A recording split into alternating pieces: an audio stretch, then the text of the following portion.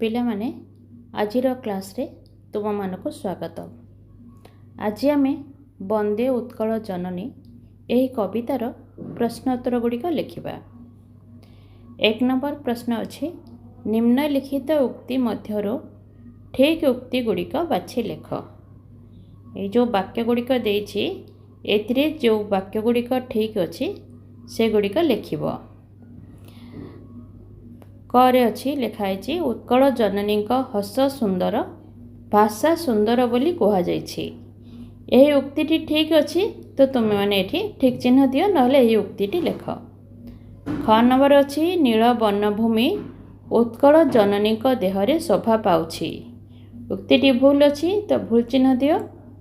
ଗ ନମ୍ବର, ସୁନ୍ଦର ପକ୍ଷୀମାନଙ୍କ କଳରବରେ ମୁଖରିତ ହୁଏ ପରିବେଶ। ଏହି ଉକ୍ତିଟି ଠିକ୍ ଅଛି ତ ତୁମମାନେ ଏଠି ଠିକ୍ ଚିହ୍ନ ଦିଅ। ଘ ନମ୍ବର, ଓଡ଼ିଶା ମା ସୁନ୍ଦର ସୋରିଷ କ୍ଷେତରେ ସୁଶୋଭିତା। ଉକ୍ତିଟି ଭୁଲ ଅଛି, ଭୁଲ ଚିହ୍ନ ଦିଅ। ଓ ନମ୍ବର, ଉତ୍କଳ ଜନନୀଙ୍କର ଚକ୍ଷୁ ଜ୍ଞାନ ବିଜ୍ଞାନ ଆଲୋକରେ ଆଲୋକିତା। ଉକ୍ତିଟି ଠିକ୍ ଅଛି। ଚ ନମ୍ବର, ପଶୁମାନଙ୍କ ରକ୍ତରେ ଚର୍ଚ୍ଚିତ ହୋଇଛି ଉତ୍କଳ ଜନନୀଙ୍କ ପାଦ। ଉକ୍ତିଟି ଭୁଲ ଅଛି, ଭୁଲ ଚିହ୍ନ ଦିଅ। 6 ନମ୍ବର, ପବିତ୍ର ତୀର୍ଥସ୍ଥାନ ମାନଙ୍କରେ ପରିପୂର୍ଣ୍ଣ ହୋଇଛି ଉତ୍କଳ ପ୍ରଦେଶ। ଏହି ଉକ୍ତିଟି ଠିକ୍ ଅଛି, ତାହେଲେ ଏଠି ଠିକ୍ ଚିହ୍ନ ଦିଅ, ନହେଲେ ଠିକ୍ ଉକ୍ତି ଯେଉଁ ଗୁଡ଼ିକ ଅଛି ବା ଯେଉଁ ଗୁଡ଼ିକ ସବୁ ଠିକ୍ ଚିହ୍ନ ଦିଆଯାଇଛି ସେହି ବାକ୍ୟ ଗୁଡ଼ିକ ଲେଖିଦିଅ। ତାପରେ ଆମେ 2 ନମ୍ବର ଉତ୍ତର ଲେଖିବା। 2 ନମ୍ବର ଦେଇଛି କ'ଣ, ବନ୍ଧନୀ ମଧ୍ୟରୁ ଉପଯୁକ୍ତ ଶବ୍ଦ ବାଛି ଶୂନ୍ୟସ୍ଥାନ ପୂରଣ କର। ମୁଁ ଏଠି ତୁମର ଉତ୍ତର ଲେଖିଦେଇଛି, ଆକୁ ଦେଖି ଦେଖି ତୁମମାନେ ଲେଖିପାରିବ। କଳକଳ ମୁଖରିତ ଚାରୁ ବିହଙ୍ଗ। ଖ ନମ୍ବର, ତାଳ ତମାଳ ସୁଶୋଭିତ ତୀରା। ଗ ନମ୍ବର, ଯୋଗୀ ଋଷିଗଣ ଉଟ୍ଟଜ ପବିତ୍ରା। ଓ ନମ୍ବର, ପୁଣ୍ୟ ତୀର୍ଥଚୟ ପୂର୍ଣ୍ଣ ପଦେଶା। ଓ ନମ୍ବର, ବିଶ୍ୱଭୂମଣ୍ଡଳ କୃତବର ସ୍ନେହା। ଏହି 5ଟି ଯାକ ବାକ୍ୟ ତୁମମାନେ ଦେଖିକି ମଧ୍ୟ ଲେଖିପାରିବ। ତାପରେ 3 ନମ୍ବର, ନିମ୍ନଲିଖିତ ଶବ୍ଦମାନଙ୍କୁ ବ୍ୟବହାର କରି ଗୋଟିଏ ସାର୍ଥକ ବାକ୍ୟ ଗଠନ କର। ଏଠି ବାକ୍ୟ ଗଠନ ମୁଁ କରିଦେଇଛି, ତୁମମାନେ ଚାହିଁଲେ ଏହି ବାକ୍ୟ ଗୁଡ଼ିକ ଲେଖିବ, ନହେଲେ ଯଦି ତୁମମାନଙ୍କୁ ମନକୁ ଆଉ କିଛି ସୁନ୍ଦର ବାକ୍ୟ ଆସୁଛି ତାହେଲେ ମଧ୍ୟ ଲେଖିପାରିବ। ପୟୋଧି, ଉତ୍କଳ ଜନନୀର ଶରୀର ପୟୋଧି ଦ୍ୱାରା ଧୌତ ହେଉଛି। ଜନନୀ, ଜନନୀ ଜନ୍ମଭୂମି ସ୍ୱର୍ଗଠାରୁ ମଧ୍ୟ ମହାନ। ନୀଳ, ସମୁଦ୍ରର ନୀଳ ଢେଉର ଦୃଶ୍ୟ ଅତ୍ୟନ୍ତ ମନୋରମ। ଯୋଗୀ, ଯୋଗୀମାନେ ବନରେ ବାସ କରୁଥିଲେ। ପୁଣ୍ୟ, ନୀଳାଚଳ କ୍ଷେତ୍ର ପୁଣ୍ୟଭୂମି ରୂପେ ଭାରତବର୍ଷରେ ପରିଚିତ। ଶୋଣିତ, ଶତ୍ରୁମାନଙ୍କ ଶୋଣିତରେ ଉତ୍କଳ ଜନନୀର ବକ୍ଷ ରଞ୍ଜିତ ହୋଇଛି। ମନ୍ଦିର, ଭୁବନେଶ୍ୱର ମନ୍ଦିରମାଳିନୀ ସହର ରୂପେ ପରିଚିତ। ତୁମେମାନେ ବାକ୍ୟ ଗୁଡ଼ିକ ଦେଖିକି ଲେଖିପାରିବ ନିଜ ଖାତାରେ। ବର୍ତ୍ତମାନ ଆମେ 4 ନମ୍ବର ଉତ୍ତର ଲେଖିବା। 4 ନମ୍ବର ପ୍ରଶ୍ନ ଅଛି, ନିମ୍ନଲିଖିତ ଶବ୍ଦ ଗୁଡ଼ିକର ବିପରୀତାର୍ଥ ବୋଧକ ଶବ୍ଦ ଲେଖ। ମାନେ ଶବ୍ଦ ଗୁଡ଼ିକର ଯେଉଁ ବିପରୀତ ଶବ୍ଦ ଅଛି ତାକୁ ତୁମେ ଲେଖିବ। ମୁଁ ଲେଖିଦେଇଛି, ତୁମମାନେ ଦେଖିକି ଲେଖିପାରିବ। ପବିତ୍ର ଅପବିତ୍ର, ସୁଶୋଭିତ କୁଶୋଭିତ, ସୁନ୍ଦର ଅସୁନ୍ଦର, ସ୍ନେହ କ୍ରୋଧ, ସୁନନ୍ଦନ କୁନନ୍ଦନ, ପୁଣ୍ୟ ପାପ। ତାପରେ 5 ନମ୍ବର ଉତ୍ତର ଲେଖିବା। ଏପଟ ସେପଟ ଲେଖା ହୋଇଥିବା ଅକ୍ଷର ଗୁଡ଼ିକ ସଜାଇ ଅର୍ଥପୂର୍ଣ୍ଣ ଶବ୍ଦ ଗଠନ କର। ମୁଁ ଏଠି ଶବ୍ଦ ତୁମର ଗଠନ କରିଦେଇଛି, ଉତ୍ତର ଲେଖିଦେଇଛି। ଭୀଷୋ ସୁତ, ତାର ଉତ୍ତର ହେବ କ'ଣ, ସୁଶୋଭିତ। ମାତାଳ ତଳ, ଓଲଟା ପାଲଟା ହେଇ ଅଛି ଅକ୍ଷର ଗୁଡ଼ିକ, ଉତ୍ତର ଲେଖ ତାଳ ତମାଳ। ମଣ୍ଡ ଭୂସ୍ୱ ୟାର ଉତ୍ତର ଲେଖ ବିଶ୍ୱଭୂମଣ୍ଡଳ। ଅର୍ତିଙ୍କି ଦିଆନି, କେତେ ଓଲଟା ପାଲଟା ହେଇକି ଅଛି ନା ନାଇଁ ଅକ୍ଷର ଗୁଡ଼ିକ, ତାର ଉତ୍ତର ଠିକ୍ ଲେଖ କୀର୍ତ୍ତି ଅନିନ୍ଦ୍ୟା। ରସୁ ରବ, उत्तर लेख सुरबर। बर्तमान आम 6 नंबर उत्तर लिखा। प्रत्येक शब्दर 4 गोटी अर्थ सूचित होइछि, तहिरु ठीक उत्तरटी बाछि लेख। मु तुम मान ये ठीक उत्तरटी लिखिदे। चारु हास्यमयी तार उत्तर लिख जार हस सुंदर। तटिनी तार उत्तर नदी। भूधर पर्वत। उटज पत्र कुड़िया। अरी शत्रु। विहंग पक्षी। ये उत्तर देखिकी सब गुड़ा उत्तर तुमने निज खातार लिख। बर्तमान आम 7 नंबर उत्तर लिखा। 7 नंबर प्रश्न अच्छी निम्नलिखित शब्द गुड़िकर व्यास वाक्य सह समासर नाम लेख। सुरबर उत्तर लेख सुर मानक मध्य बर। समास है कौन कर्मधारय समास। पयोधि पय को धारण करिछि जिए। उपपद तत्पुरुष समास। अनिंद्या जहाँ को निंदा करा जाई पारिबो नाही। एटा स्त्रीलिंग अर्थ रे व्यवहार होछि। तार समास लेख निषेधार्थक बहुव्रीहि समास। भूधर भू को धारण करिछि जिए। समास है उपपद तत्पुरुष समास। शोणित चर्चित शोणित द्वारा चर्चित यार समास है तृतीया तत्पुरुष समास। ये उत्तर गुड़िक तुमने देखिकी तुम निज खाते सब लिख। बर्तमान 8 नंबर उत्तर लिखा। निम्नलिखित प्रत्येक शब्द गुच्छरु अलग शब्दटी को बाछि लेख। माने जो शब्द गुड़िक भितर जोटी अलग शब्द सेटी आम लिखा पड़ो। आम लिखा अलग शब्द गुड़िक जननी माँ भगिनी बो माता अलग शब्द है भगिनी। ख नंबर घन वन अरण्य बण जंगल अलग शब्द है घन। जोगी ऋषि तपस्वी दयालु मुनि एथिरे अलग शब्द है दयालु। पवन वायु मरुत शिकर अनिल ए शब्द गुड़िक भितर अलग शब्द है कौन शिकर। भूधर पहाड़ बारिधि पर्वत अचल अलग शब्द है बारिधि।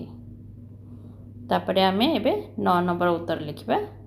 9 नंबर देछि कौन निम्नलिखित शब्द गुड़िकर अर्थगत पार्थक्य दर्शाओ।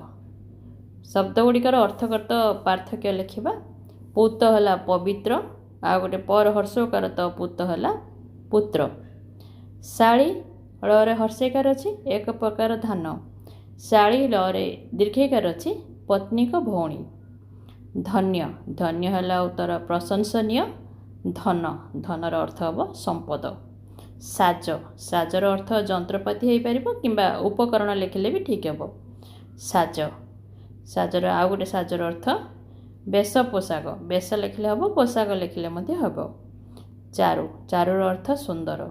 चरु चरुर अर्थ है यज्ञर उत्पन्न पायसान्न।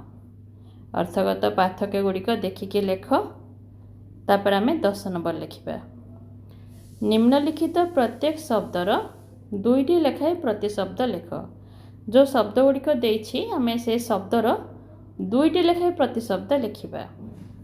पयोधि पयोधिर लेख सागर और सिंधु। शुभ्र स्वच्छ श्वेत 2टा जाक लेख। ऋषि मुनि आउ तपस्वी। विहंग विहंगर लेख पक्षी विहग। तरंग तरंगर 2टी शब्द लेख उर्मी आउ लहरी। वर्तमान आम क्षुद्र उत्तरमूलक गुड़िक लिखा। 11 नंबर अच्छी चिर हास्यमयी चिर भाषमयी क्या कहुई। तार उत्तर लेख चिर हास्यमयी चिर भाषमयी उत्कल जननी को कहुई। तापर 12 नंबर उत्कल जननी शरीर को किए धोई देउछि। तार उत्तर लेख उत्कल जननी शरीर को समुद्रर पवित्र जलधारा धोई देउछि। 13 नंबर उत्कल जननी काहार शीतल पवन रे उत्फुल्लित हेउछन्ति। उत्तर लेख उत्कल जननी नद नदी तटर शीतल पवन रे उत्फुल्लित हेउछन्ति। 14 नंबर ଉତ୍କଳ ଜନନୀଙ୍କ ସମୁଦ୍ରର ତଟଦେଶ କେଉଁଥିରେ ସୁଶୋଭିତ? ଉତ୍ତର ଲେଖ ସେଥିର। ଉତ୍କଳ ଜନନୀଙ୍କ ସମୁଦ୍ରର ତଟଦେଶ ତାଳ ତମାଳ ବୃକ୍ଷମାନଙ୍କ ଦ୍ୱାରା ସୁଶୋଭିତ। 15 ନମ୍ବର, ନୀଳ ପର୍ବତ ଗୁଡ଼ିକ କେଉଁ ଆକୃତିରେ ଉତ୍କଳ ଜନନୀଙ୍କ ଦେହକୁ ସଜାଇଛନ୍ତି? ଉତ୍ତର ଗୁଡ଼ିକ ଲେଖ। ନୀଳ ପର୍ବତ ଗୁଡ଼ିକ ତରଙ୍ଗ ଆକୃତିରେ ଉତ୍କଳ ଜନନୀଙ୍କ ଦେହକୁ ସଜାଇଛନ୍ତି। ତାପରେ 16 ନମ୍ବର ଉତ୍ତର ଲେଖିବା। 16 ନମ୍ବର ପ୍ରଶ୍ନ ହେଲା, ଉତ୍କଳ ଜନନୀଙ୍କର ଅଙ୍ଗ କେଉଁଥିରେ ଶୋଭିତ? ଉତ୍ତର ଲେଖ। ଉତ୍କଳ ଜନନୀଙ୍କର ଅଙ୍ଗ ଘଞ୍ଚ ଅରଣ୍ୟ ଦ୍ୱାରା ଶୋଭିତ। 17 ନମ୍ବର ଉତ୍ତର, ଉତ୍କଳ ଜନନୀଙ୍କର ଚକ୍ଷୁ କେଉଁ ଆଲୋକରେ ଉଜ୍ଜଳ? ଉତ୍ତର ଲେଖ। ଉତ୍କଳ ଜନନୀଙ୍କର ଚକ୍ଷୁ ଜ୍ଞାନ ବିଜ୍ଞାନ ଆଲୋକରେ ଉଜ୍ଜଳ। 18 ନମ୍ବର ପ୍ରଶ୍ନ ହେଲା, କେଉଁମାନଙ୍କ ପତ୍ର କୁଡ଼ିଆରେ ଉତ୍କଳ ଜନନୀ ପବିତ୍ର? ଉତ୍ତର ଲେଖ। ଯୋଗୀ ଋଷିମାନଙ୍କ ପତ୍ର କୁଡ଼ିଆରେ ଉତ୍କଳ ଜନନୀ ପବିତ୍ର। 19 ନମ୍ବର ପ୍ରଶ୍ନ ହେଲା, ଉତ୍କଳ ମାତାଙ୍କ ଶରୀର କାହାର ରକ୍ତରେ ଚର୍ଚ୍ଚିତ ହୋଇଛି? ତାର ଉତ୍ତର ଲେଖିବା। ଉତ୍କଳ ମାତାଙ୍କ ଶରୀର ଶତ୍ରୁମାନଙ୍କ ରକ୍ତରେ ଚର୍ଚ୍ଚିତ ହୋଇଛି। 20 ନମ୍ବର, ଉତ୍କଳ ପ୍ରଦେଶ କେଉଁଥିରେ ପୂର୍ଣ୍ଣ ହୋଇଛି? ଉତ୍ତର ଲେଖିବା। ଉତ୍କଳ ପ୍ରଦେଶ ପବିତ୍ର ତୀର୍ଥଭୂମି ଦ୍ୱାରା ପୂର୍ଣ୍ଣ ହୋଇଛି। 21 ନମ୍ବର ପ୍ରଶ୍ନ ଅଛି, ଉତ୍କଳ ଜନନୀ କେଉଁମାନଙ୍କ ପାଇଁ ବନ୍ଦନୀୟା? ଉତ୍ତର ଲେଖିବା। ଉତ୍କଳ ଜନନୀ ଏହାର ମହାନ କବି ଓ ସୁପୁତ୍ରମାନଙ୍କ ପାଇଁ ବନ୍ଦନୀୟା। 22 ନମ୍ବର, ଉତ୍କଳର କ୍ଷେତ କେଉଁଥିରେ ସୁଶୋଭିତ? ଉତ୍ତର ଲେଖ। ଉତ୍କଳର କ୍ଷେତ ଧାନ ଶସ୍ୟରେ ସୁଶୋଭିତା। 23 ନମ୍ବର, ଉତ୍କଳ ଭୂମିରେ କେଉଁମାନଙ୍କ ଗୃହ ଶୋଭା ପାଉଛି? ଉତ୍ତର ଲେଖ। ଉତ୍କଳ ଭୂମିରେ ବହୁ ବୀର ଓ ଯୋଦ୍ଧାମାନଙ୍କ ଗୃହ ଶୋଭା ପାଉଛି। 24 ନମ୍ବର, କେଉଁମାନେ ସାରା ବିଶ୍ୱରେ ସ୍ନେହଭାଜନ ହୋଇଛନ୍ତି? ଉତ୍ତର, ଉତ୍କଳର ଗୁଣୀ ଜ୍ଞାନୀ ଓ ବିଦ୍ୱାନମାନେ ସାରା ବିଶ୍ୱରେ ସ୍ନେହଭାଜନ ହୋଇପାରିଛନ୍ତି। 25 ନମ୍ବର, କାହାକୁ ଅନିନ୍ଦ୍ୟା କୀର୍ତ୍ତି ଭୁବନ ବିଦିତ? କାହାର ଅନିନ୍ଦ୍ୟା କୀର୍ତ୍ତି ଭୁବନ ବିଦିତ? ଉତ୍ତର ଲେଖିବା। ଉତ୍କଳ ଜନନୀଙ୍କର ଅନିନ୍ଦ୍ୟା କୀର୍ତ୍ତି ଭୁବନ ବିଦିତ। 26 ନମ୍ବର ପ୍ରଶ୍ନ ଅଛି, କେଉଁମାନଙ୍କ କଳରବରେ ଉତ୍କଳ ଭୂମିର ପରିବେଶ ମୁଖରିତ ହେଉଛି? ତାର ଉତ୍ତର ଲେଖିବା। ପକ୍ଷୀମାନଙ୍କ କଳରବରେ ଉତ୍କଳ ଭୂମିର ପରିବେଶ ମୁଖରିତ ହେଉଛି। 27 ନମ୍ବର ପ୍ରଶ୍ନ ଅଛି, ଉତ୍କଳ ଜନନୀଙ୍କର ବେଶ କେଉଁଥିରେ ଶୋଭା ପାଉଛି? ଉତ୍ତର ଲେଖିବା। ଉତ୍କଳ ଜନନୀଙ୍କର ବେଶ ସୁନ୍ଦର କଳାକୃତିରେ ଶୋଭା ପାଉଛି। ତୁମେମାନେ ଏହି ପ୍ରଶ୍ନ ଉତ୍ତର ଗୁଡ଼ିକ ଦେଖିକି ନିଜ ଖାତାରେ ଲେଖ। ବର୍ତ୍ତମାନ ସରଳାର୍ଥ ଲେଖିବା। 28 ନମ୍ବର ଅଛି ସରଳାର୍ଥ। ପୂତ ପୟୋଧି ବିଧୌତ ଶରୀରା ତାଳ ତମାଳ ସୁଶୋଭିତ ତୀରା ଶୁଭ୍ର ତଟିନୀ କୂଳ ଶିଖର ସମୀରା ଜନନୀ ଜନନୀ ଜନନୀ। ବର୍ତ୍ତମାନ ସରଳାର୍ଥଟି ଲେଖିବା। ପୂତ ଡଟର ଜନନୀ ସଂସ୍କୃତ ପଦ୍ୟାଂଶଟି ବନ୍ଦେ ଉତ୍କଳ ଜନନୀ ଶୀର୍ଷକ କବିତାରୁ ଆନୀତ। ଆଲୋଚ୍ୟ ପ୍ରସଙ୍ଗରେ କାନ୍ତକବି ଲକ୍ଷ୍ମୀକାନ୍ତ ମହାପାତ୍ର ଉତ୍କଳ ଜନନୀଙ୍କର ପ୍ରାକୃତିକ ସୁଷମାର ବର୍ଣ୍ଣନା କରିଛନ୍ତି।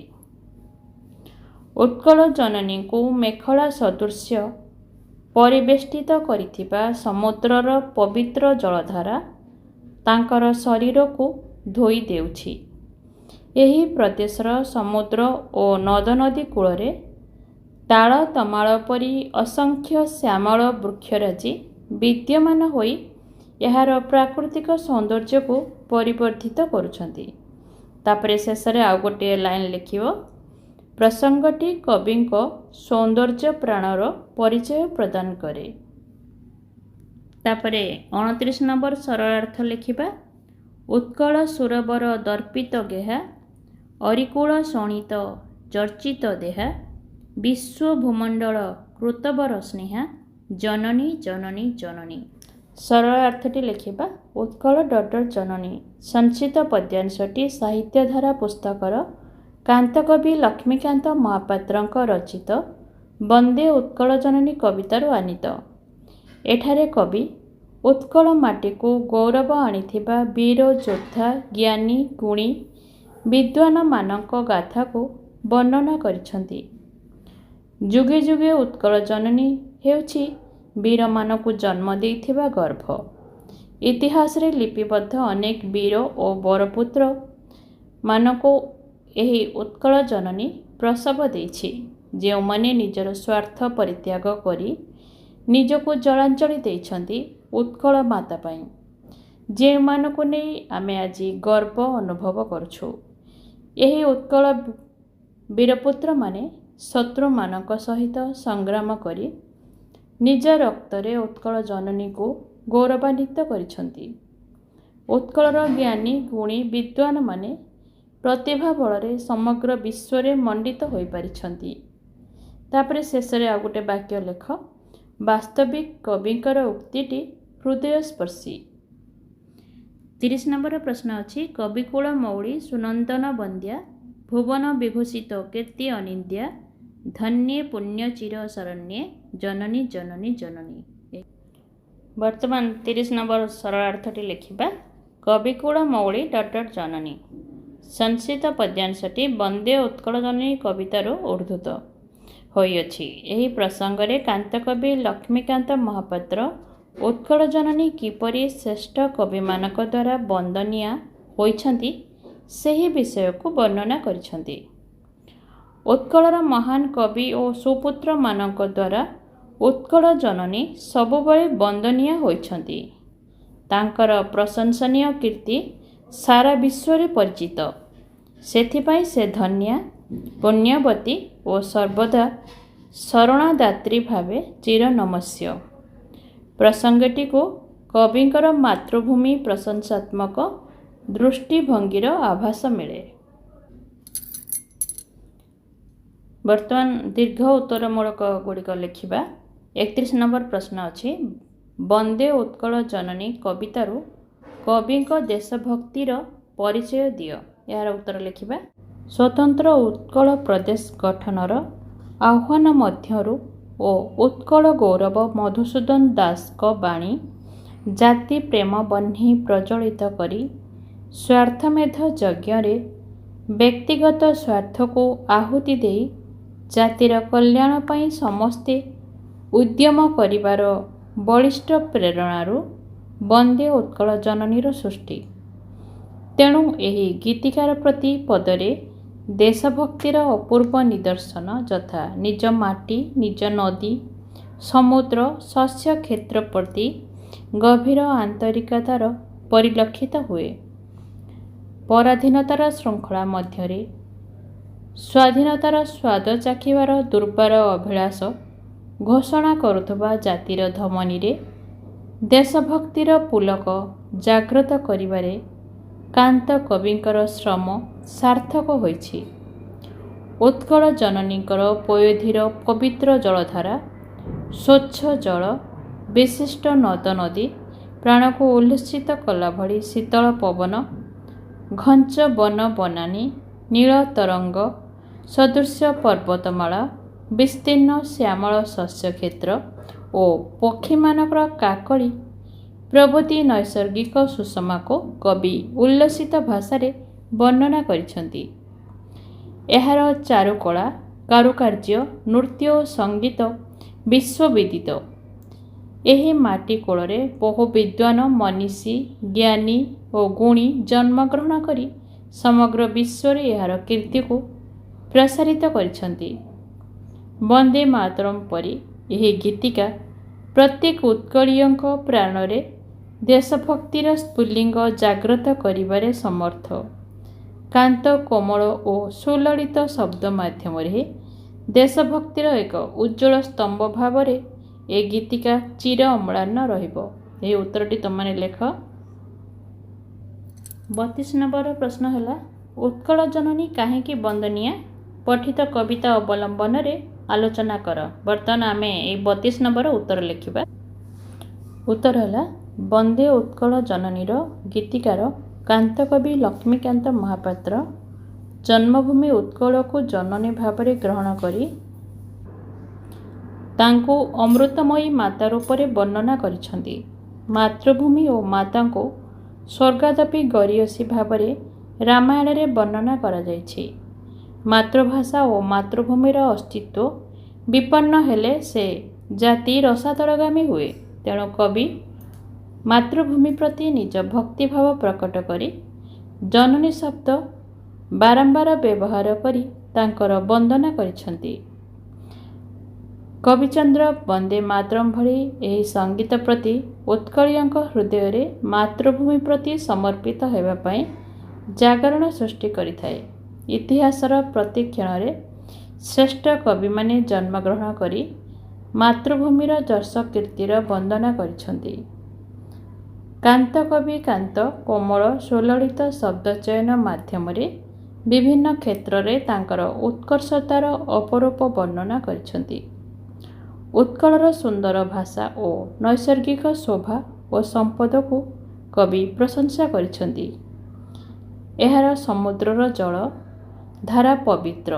उत्कल जल धारण करिथिबा नद नदी श्यामल सबुजिमा वृक्षराजी द्वारा बेष्टित।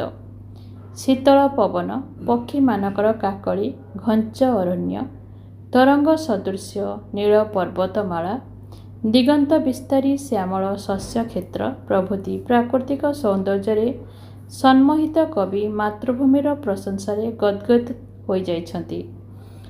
चारुकला कारुकार्य संगीत और नृत्य क्षेत्र में यार उत्कर्षता समग्र विश्व विदित। एथिपाई ए भूमि धन्य वरेण्य और चिरनमस्य।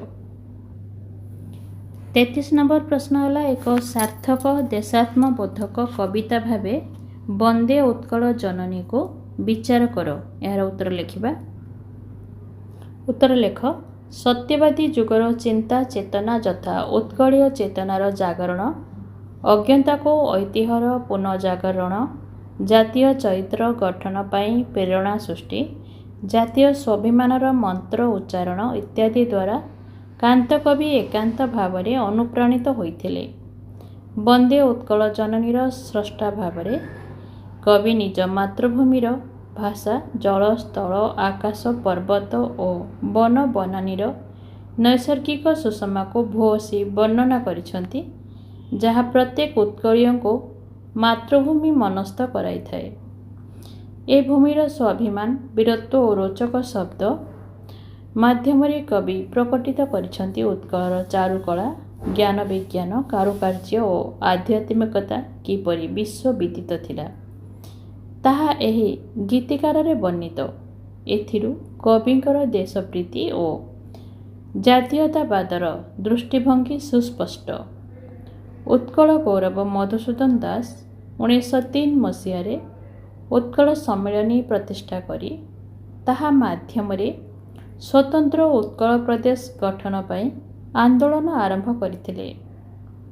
जाति प्रेम बन्ही प्रज्वलित करी स्वार्थमेध यज्ञ व्यक्तिगत स्वार्थ को आहुति दे जातिर कल्याण पाई समस्ते आगभर हेबाकू से आह्वान देइथिले। उत्कल जननीकर पूर्णांग रूप देखिबाकू उत्कलीय मानक मध्यरे उत्कंठा जाग्रत कराइथिले। एही आंदोलन रे उद्बुद्ध कांतकवि प्रत्येक उत्कलीयंक भितरे देश प्रेमर स्फुलिंग जाग्रत करने वंदे उत्कल जननी भरी महागीतिका सृष्टि करिपारिथिले। वर्तमान 34 नंबर उत्तर लिखा। 34 नंबर प्रश्न है वंदे उत्कल जननी कवितारू उत्कल जननीकर मोहनीयता प्रतिपादन कर। यार उत्तर है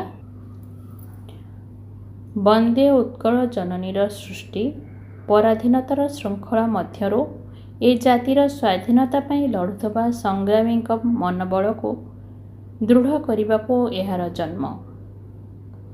कविचंद्र वंदे मातरम परी ଏହା ଉତ୍କଳ ଜନନୀଙ୍କର ସଂଗ୍ରାମୀ ସନ୍ତାନଙ୍କ ଧମନୀରେ ଦେଶପ୍ରେମର ସ୍ଫୁଲିଙ୍ଗ ସୃଷ୍ଟି କରିପାରିଥିଲା। ମାତୃଭୂମିର ଜୟଗାନ, ବନ୍ଦନା, ପ୍ରଶଂସା ଓ ମହନୀୟତାର ବର୍ଣ୍ଣନା ଏହି କବିତାର ବୈଶିଷ୍ଟ୍ୟ। ଯୁଗେ ଯୁଗେ ପୃଥିବୀର ଶ୍ରେଷ୍ଠ କବିମାନେ ନିଜ ମାତୃଭୂମିର ମହନୀୟତାକୁ କବିତାରେ ବର୍ଣ୍ଣନା କରିଥାନ୍ତି। କାନ୍ତକବି ଲକ୍ଷ୍ମୀକାନ୍ତ ସେହି କବିମାନଙ୍କ ମଧ୍ୟରେ ଅନ୍ୟତମ। ମାତୃଭୂମି ଓ ମାତୃଭାଷା ପ୍ରତ୍ୟେକ ଜାତିର ଅସ୍ତିତ୍ୱ। ମାତୃଭୂମି ଓ ମାତୃଭାଷା ସଙ୍କଟ ମଧ୍ୟରେ ଗତି କଲେ ସେ ଜାତିର ଅସ୍ତିତ୍ୱ ଲୋପ ପାଏ। ସ୍ୱାଧୀନତା ଓ ସ୍ୱାଭିମାନ ଉତ୍କଳର ଦୁର୍ଦ୍ଦଶ ଯୋଦ୍ଧାଗଣ ଅରାତି କୂଳର ରକ୍ତରେ ମାତୃଭୂମିର ବକ୍ଷକୁ ରକ୍ତରଞ୍ଜିତ କରିଛନ୍ତି।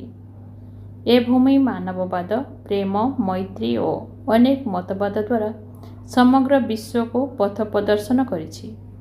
ଏ ମାଟିର ଯୋଗ୍ୟତମ ସୂତମାନେ କଳା, ସଙ୍ଗୀତ, ଚିତ୍ରାଙ୍କନ ଓ କାରୁକାର୍ଯ୍ୟ କ୍ଷେତ୍ରରେ ଏ ଜାତିକୁ ସର୍ବୋତ୍କୃଷ୍ଟ କରିପାରିଥିବାରୁ ଏ ପ୍ରଦେଶର ନାମ ଉତ୍କଳ ହୋଇଥିଲା। ପ୍ରତ୍ୟେକ ବ୍ୟକ୍ତି ନିଜ ମାତାଙ୍କୁ ଶ୍ରେଷ୍ଠତ୍ୱର ମହନୀୟତା ରୂପେ ବିଚାର କରିଥାନ୍ତି। ସେହିଭଳି ଯେଉଁ ଭୂମିରେ ଭୂମିଷ୍ଠ ହୋଇ ଯେଉଁଥିରେ ରୂପ, ରସ, ଗନ୍ଧ ଓ ସ୍ପର୍ଶର ପ୍ରଥମ ପରିଚୟ ଲାଭ କରୁ, ଯାହାର ପାଣି, ପବନ, ଫଳ, ପୁଷ୍ପ ଆମ ଶରୀରକୁ ପରିପୁଷ୍ଟ କରୁଛି, ସେହି ମାତୃଭୂମିର ମହନୀୟତା ଓ ସ୍ତୁତି ସର୍ବାଦ୍ୟ କାମ୍ୟ। ଏଥିରେ ଦ୍ୱିରୁକ୍ତି ନାହିଁ। ପିଲାମାନେ, ତୁମେମାନେ ଏହି ପ୍ରଶ୍ନ ଉତ୍ତର ଗୁଡ଼ିକ ସବୁ ଏହି ଭିଡ଼ିଓଟିକୁ ଦେଖ ଏବଂ ଦେଖିକରି ନିଜ ଖାତାରେ ଲେଖ। ଆଜି ପାଇଁ ଏତିକି। ରହୁଛି। ବନ୍ଦେ ମାତରମ୍।